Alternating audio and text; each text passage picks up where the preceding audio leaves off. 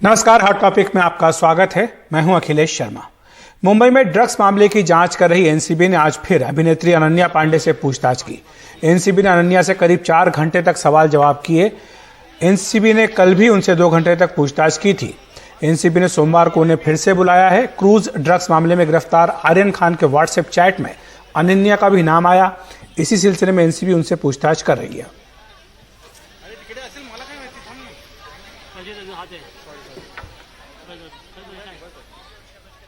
उत्तर प्रदेश विधानसभा चुनाव के लिए कांग्रेस कल से प्रतिज्ञा यात्रा शुरू करने जा रही है। कांग्रेस महासचिव प्रियंका गांधी वाड्रा बाराबंकी जिले से इसे हरी झंडी दिखाकर रवाना करेंगी।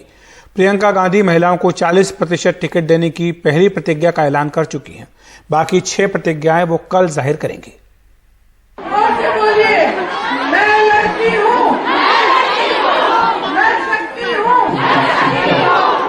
कांग्रेस की पहली प्रतिज्ञा लड़कियों और महिलाओं के लिए थी।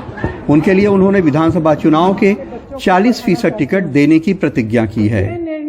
हमारी पहली प्रतिज्ञा के बारे में बात करना चाहती हूं मैं। हमने तय किया है कि आने वाले विधानसभा चुनाव में उत्तर प्रदेश में कांग्रेस पार्टी 40% टिकट महिलाओं को देगी।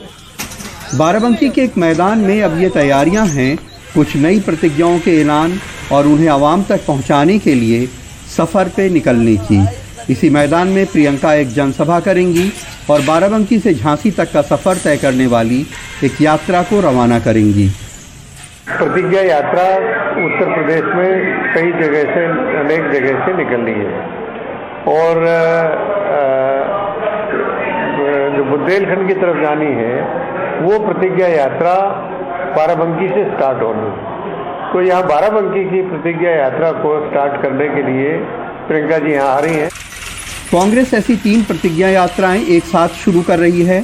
एक यात्रा वाराणसी, चंदौली, सोनभद्र, मिर्जापुर, प्रयागराज, प्रतापगढ़, अमेठी होते हुए रायबरेली पहुंचेगी। दूसरी यात्रा बाराबंकी, लखनऊ, उन्नाव, चित्रकूट, बांदा, हमीरपुर, जालौन होते हुए झांसी पहुंचेगी। और तीसरी यात्रा सहारनपुर, मुजफ्फरनगर, बिजनौर, मुरादाबाद, रामपुर, बरेली, बदायूं, अलीगढ़, हाथरस, आगरा होते हुए मथुरा पहुंचेगी। यूपी विधानसभा चुनावों के लिए अवाम तक पहुंचने की ये कांग्रेस की पहली बड़ी कोशिश होगी और चुनाव तक ऐसे सिलसिले जारी रहेंगे। बाराबंकी में सरफराज वारसी और लखनऊ में कैमरामैन राजेश गुप्ता के साथ कमाल खान, एनडीटीवी इंडिया। सेना की 39 महिला अफसरों को सुप्रीम कोर्ट में बड़ी जीत मिली है। अब इन महिलाओं को सेना में स्थायी कमीशन मिल जाएगा। बाकी बची 25 महिलाओं को स्थायी कमीशन न देने की वजह कोर्ट ने सेना से पूछी है।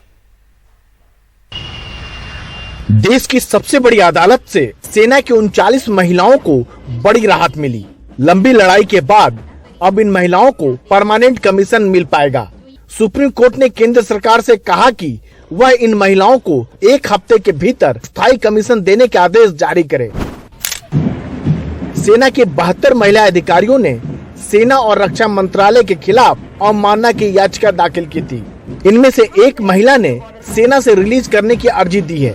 वहीं सेना ने 7 को मेडिकली अनफिट पाया है, तो 25 महिलाओं को किसी न किसी वजह से अस्थायी कमीशन देने से मना कर दिया। आज 39 महिलाओं को सुप्रीम कोर्ट के आदेश के बाद, उनके रिकॉर्ड को जांच करने के बाद उनको परमानेंट कमीशन के लिए उपयुक्त पाया गया है। यह एक ऐतिहासिक जीत है इन महिला अधिकारियों की।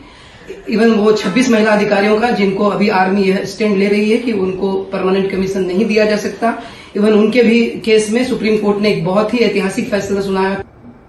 वैसे 25 महिलाओं को परमानेंट कमीशन न देने की वजह सेना को बतानी होगी और कोर्ट में हलफनामा भी दायर करना होगा।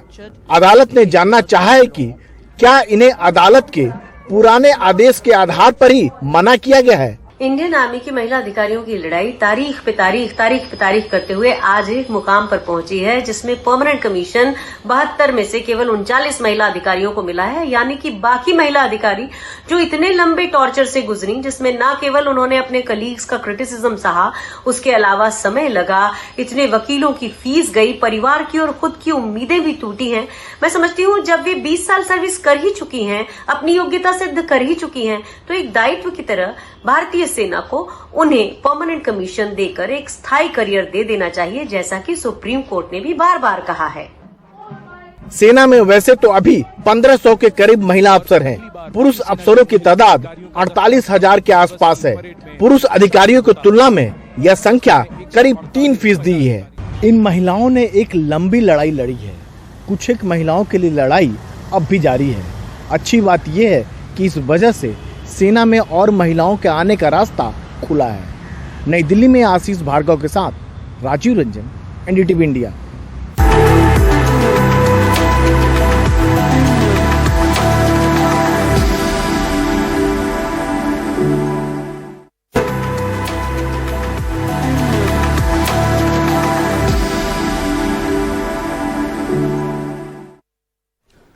प्रधानमंत्री ने आज सुबह राष्ट्र को संबोधित किया। उन्होंने कहा कि 100 करोड़ वैक्सीन सारे सवालों का जवाब दे देती हैं। वैक्सीन देने में कोई भेदभाव नहीं किया गया।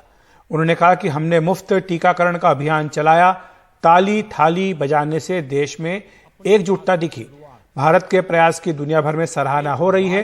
पूरा अभियान वैज्ञानिक आधार पर जन्मा तथा पनपा। कोविन प्लेटफॉर्म ने आम लोगों को सुविधाएं दी। एजेंसियां अर्थव्यवस्था को लेकर सकारात्मक हैं। वोकल फॉर लोकल व्यवहार में लाना होगा। उन्होंने कहा कि हमें सावधान रहना है, लापरवाही नहीं करनी है। संदर्भ में देखें, हमारी ये सफलता हमें एक नया आत्मविश्वास दिलाती है। हम आज कह सकते हैं कि देश बड़े लक्ष्य तय करना और उसे हासिल करना बखूबी जानता है, लेकिन इसके लिए हमें सतत सावधान रहने की जरूरत है। हमें लापरवाह नहीं होना है। कवच कितना ही उत्तम हो, कवच कितना ही आधुनिक हो, कवच से सुरक्षा की पूरी गारंटी हो, तो भी जब तक युद्ध चल रहा है हथियार नहीं डाले जाते। तो हॉट टॉपिक में इतना ही। देखते रहिए एनडीटीवी इंडिया।